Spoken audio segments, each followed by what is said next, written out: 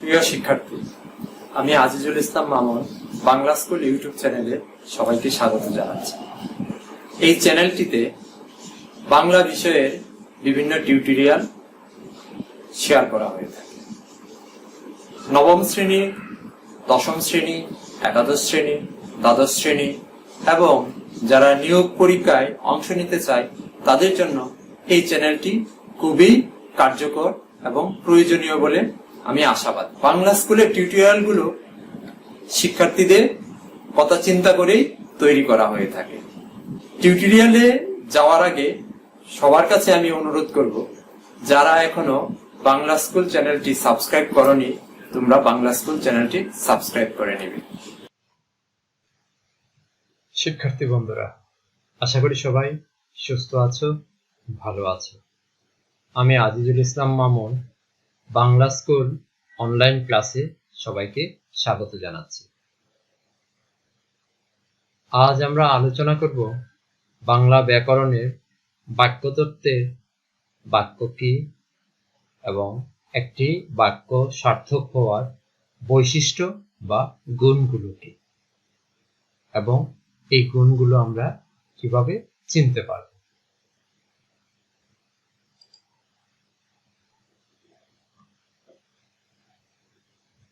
বাক্য কাকে বলে? বাক্য আমাদের ভাব প্রকাশের মাধ্যম। অর্থপূর্ণ ও সুবিন্যস্ত পদসমষ্টি দ্বারা কোনো বিষয়ে বক্তার মনোভাব সম্পূর্ণরূপে প্রকাশ পেলে তাকে বাক্য বলে। মানুষের মনের ভাব প্রকাশের প্রধান মাধ্যম ভাষা। অর্থাৎ কোনো বক্তা কিছু ব্যক্ত করছে বা প্রকাশ করছে, এখন তার প্রকাশটি যদি সম্পূর্ণরূপে আমরা বুঝতে পারি বা আমাদের সম্পূর্ণরূপে বোধগম্য করতে পারে, তখন বক্তার সেই ভাবটিকেই বলা হবে বাক্য। আমরা একটা উদাহরণে দেখি, যেমন ঈশানা নিয়মিত কলেজে যায়। এখানে এটি একটি সম্পূর্ণ বাক্য বা এটি একটি সার্থক বাক্য। নিয়ে ভাষাবিদরা বিভিন্নভাবে সংজ্ঞায়িত করেছেন। সংজ্ঞার মূলে হলো ভাব সম্পূর্ণরূপে প্রকাশ পেতে হবে। ডক্টর সুনীতি কুমার চট্টোপাধ্যায়ের মতে, যে পদ বা শব্দ সমষ্টি দ্বারা কোনো বিষয়ে বক্তার ভাব সম্পূর্ণরূপে প্রকাশিত হয়, সেই পদ বা শব্দ সমষ্টিকে বাক্য বলে।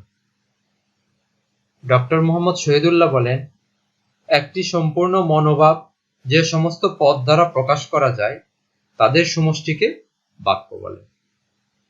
ডক্টর মোহাম্মদ এনামুল হক বলেন, সুবিন্যস্ত পদসমষ্টির দ্বারা যদি বক্তার পুরোপুরি আকাঙ্ক্ষা প্রকাশ পায়, তবে ওই পদসমষ্টিকে বাক্য নামে অবহিত করা যাইতে পারে।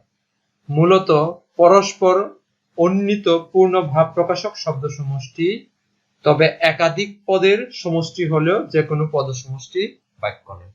পদের সমষ্টি থাকতে পারে, অনেকগুলা পদ একসাথে মিলিত হতে পারে, কিন্তু সেটাকে আমরা বাক্য বলতে পারবো না যদি সেই পদ সমষ্টিগুলা কোনো অর্থ প্রকাশ না করে।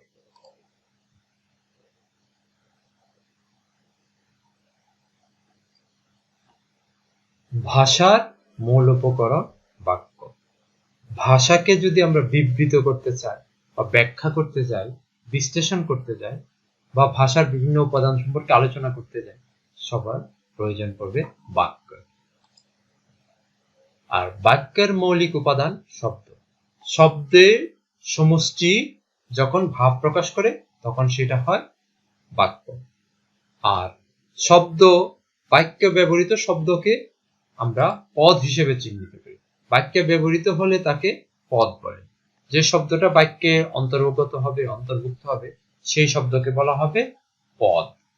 বাক্যের মধ্যকার পদগুলোর একটির সঙ্গে অন্যটির অন্বয় বা সম্পর্ক থাকতে হয়। অন্বয় বা সম্পর্ক না থাকলে যতই পদ সমষ্টি হোক না কেন, তা বাক্য হবে না। পদগুলোর মধ্যে পারস্পরিক অর্থগত মিল থাকতে হয় এবং তাদের বিন্যাসও হতে হয় সুশৃঙ্খল। সর্বোপরি পদগুচ্ছটিকে বলতে হয় সম্পূর্ণ ভাব প্রকাশক। একটি বাক্য সার্থক হলে অবশ্যই তার কিছু বৈশিষ্ট্য আছে, গুণ আছে। একটি সার্থক বাক্য গঠন করতে হলে 3টি গুণ বা বৈশিষ্ট্য থাকা প্রয়োজন। একটি সার্থক বাক্য গঠন করতে হলে 3টি গুণ বা বৈশিষ্ট্য থাকতে হবে। কি কি সেই গুণ আমরা দেখি? আকাঙ্ক্ষা, আসক্তি, যোগ্যতা। একটি বাক্য সার্থক হতে হলে 3টি গুণ থাকতে হবে। বাক্যের মধ্যে 3টি গুণ থাকতে হবে: আকাঙ্ক্ষা, আসক্তি, যোগ্যতা। এখন আমরা 3টি গুণ আলাদা আলাদা ভাবে দেখি। প্রথমে আসি আকাঙ্ক্ষা।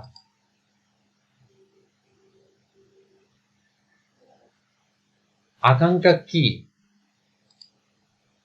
বাক্যের অর্থ সম্পূর্ণভাবে বোঝার জন্য এক পদের পর আরেক পদ শোনার যে ইচ্ছা প্রকাশ পায় তাকেই বাক্যের আকাঙ্ক্ষা বলে।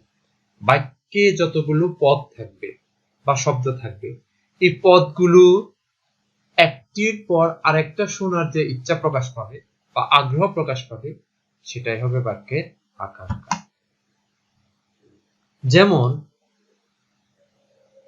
আমি কলেজে গিয়ে বললে শ্রোতার আগ্রহ সম্পূর্ণ হয় না, আরো পদ শোনার আগ্রহ থেকে যায়, অর্থাৎ বাক্যটির আকাঙ্ক্ষা পূর্ণ হয় না। কিন্তু যদি বলা হয় আমি কলেজে গিয়ে ক্লাস করব, তাহলে অর্থ সম্পূর্ণ হয়। আমি কলেজে গিয়ে পদগুলোর পরে ক্লাস করব পদ দুটি শোনার আগ্রহী হচ্ছে আকাঙ্ক্ষা।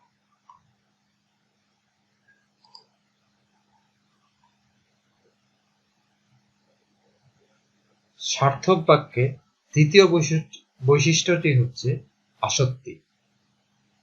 আসক্তিকে আবার নৈকট্য বলে। নৈকট্য মানে কাছাকাছি আসা। আসক্তি কি? মনের ভাব প্রকাশের জন্য আকাঙ্ক্ষাপূর্ণ পদগুলোকে সুশৃঙ্খলভাবে সাজাতে হবে, যাতে মনোভাব প্রকাশ বাধাগ্রস্ত না হয়। যে আকাঙ্ক্ষাপূর্ণ যে পদগুলো আছে, সেই পদগুলোকে যথাযথ স্থানে রেখে সাজাতে হবে। মানে বাক্যের সুশৃঙ্খল পদবিন্যাসকে আসক্তি বা নৈকট্য বলে। বাক্যের কোন পদ কার পরে বসবে, কার আগে বসবে এবং অর্থ আমরা স্পষ্টভাবে বুঝতে পারবো, তো সেই গুণটাকেই বলা হয় বাক্যের আসক্তি বা নৈকট্য। যেমন, মাঠে ফুটবল খেলি আমি বললে বাক্যের মূল ভাবটি স্পষ্ট হয় না। পদগুলোর আসক্তির ঘাটতির কারণে এই সমস্যা হয়। কিন্তু যদি বলা হয় আমি মাঠে ফুটবল খেলি, তাহলে মূল ভাব স্পষ্ট হয়, বাক্যটিও আসক্তি সম্পন্ন। তার মানে কি হচ্ছে, বাক্য যখন আমরা গঠন করব তখন বাক্যের পদগুলোকে সুন্দরভাবে সাজাতে হবে। বাক্যের পদগুলোকে সুন্দরভাবে সাজানোর প্রক্রিয়া হলো বাক্যের আসক্তি বা নৈকট্য। এখন পদগুলোকে যদি আমরা উল্টা পাল্টা করে সাজিয়ে দিই, তাহলে বাক্যটি আসক্তিপূর্ণ হবে না। এখানে নৈকট্যের মানে কোন পদের কাছে কোন পদ আসবে তার ঘাটতি থাকবে, তার শূন্যতা থাকবে। সেই কারণে এই বাক্যটি যদি বাক্যের আসক্তি বা নৈকট্যের ঘাটতি থাকে, তাহলে সেই বাক্যটিকে আমরা সার্থক বাক্য বলতে পারব না।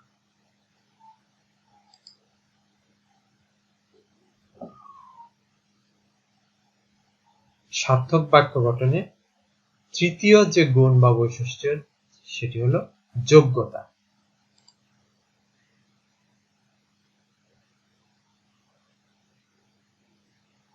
যোগ্যতা কি? বাক্যে ব্যবহৃত পদগুলোর মধ্যে অর্থগত ও ভাবগত মিল থাকা উচিত। বাক্যের পদগুলোর অর্থগত ও ভাবগত মিল বন্ধনকে যোগ্যতা বলে। এখন আমরা যদি একটা বাক্য বলি, সেই বাক্য একটি অর্থ প্রকাশ করবে এবং বক্তা যা প্রকাশ করতে চাচ্ছেন তারও একটি ভাব থাকবে। ওই অর্থ এবং ভাবের যখন মিল হবে তখন সেটা হবে যোগ্যতা সম্পন্ন বাক্য। যদি অর্থ ও ভাবের মিল না থাকে বা বৈপরীত্য থাকে, তখন সেই বাক্যটি যোগ্যতা হবে। আমরা একটি উদাহরণ দেখব। যেমন আমরা যদি বলি গরুগুলো আকাশে উড়ছে বললে বাক্য অর্থ প্রকাশ করলেও সঠিক ভাব প্রকাশ করে না। তাই বাক্যটি যোগ্যতা নেই। কোথায় যোগ্যতা নেই? গরুগুলো আকাশে উঠছে, সুস্পষ্ট অর্থ প্রকাশ করছে, তাতে কোনো সন্দেহ নেই। কিন্তু বাস্তবে গরুর পক্ষে আকাশে ওড়া সম্ভব নয়। এখানে ভাবগত এবং অর্থগত মিল থাকছে না, তাই বাক্যটির যোগ্যতার ঘাটতি দেখা যায়। কিন্তু যদি বলা হয় পাখিগুলো আকাশে উঠছে, তখন কিন্তু বাক্যটি যোগ্যতা সম্পন্ন। পাখিগুলো আকাশে উঠছে, সুস্পষ্ট অর্থ প্রকাশ করছে। পাশাপাশি পাখিগুলো আকাশে উঠছে, বাস্তবে পাখি আকাশে উড়ে বেড়ায়, উঠতে পারে, কিন্তু গরু আকাশে উঠতে পারে। এক্ষেত্রে পাখিগুলো আকাশে উঠছে একটি যোগ্যতা সম্পন্ন বাক্য।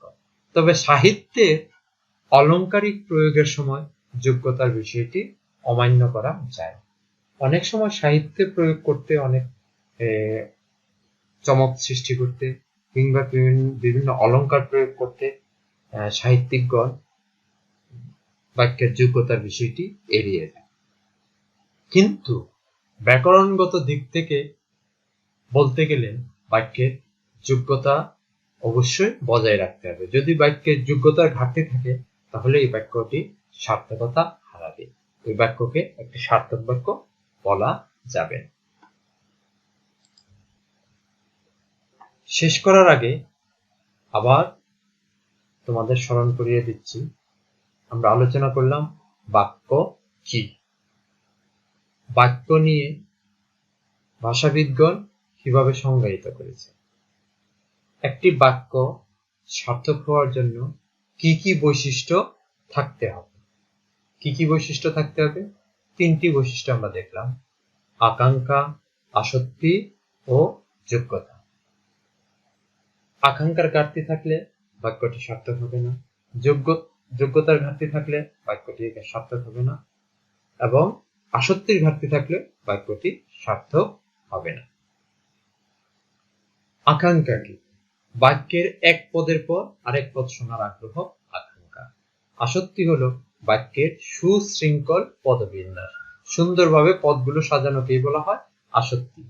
আর যোগ্যতা হচ্ছে বাক্যের অর্থ ও ভাবের মিল। সার্থক বাক্যের গুণগুলো নিয়ে আজকের টিউটোরিয়াল এখানেই শেষ করছি। আমাদের টিউটোরিয়ালের আলোচনা শেষ হয়েছে। টিউটোরিয়ালটি যদি তোমাদের ভালো লাগে, তবে তোমরা অবশ্যই চ্যানেলটি সাবস্ক্রাইব করবে। সবাইকে ধন্যবাদ। ভালো থেকো, সুস্থ থেকো। আল্লাহ হাফিজ।